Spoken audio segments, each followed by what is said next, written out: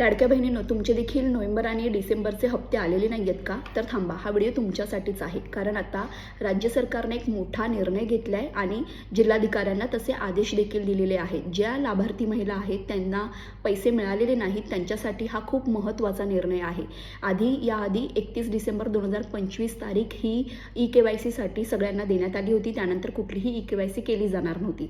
मात्र ज्या लाभार्थी महिला आहेत, ज्या योजनेच्या निकषात बसत आहेत, त्यांना देखील पैसे आलेले नाही. कारण EKYC करताना काही महिलांच्या तांत्रिक अडचणी आल्या.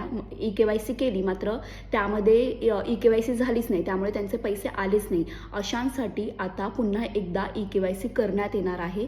ती कशी? तर अंगणवाडी सेविकांमार्फत. अंगणवाडी सेविका या आता फिजिकल पडताळणी करणार आहेत. त्यामुळे तुमची पुन्हा एकदा EKYC होणार आहे. ज्यांना पैसे मिळालेले नाहीत त्यांनी अंगणवाडी सेविकांकडे जा, तुमची EKYCची प्रक्रिया पूर्ण करा, त्यानंतर तुमचे हप्ते हे सुरू होतील.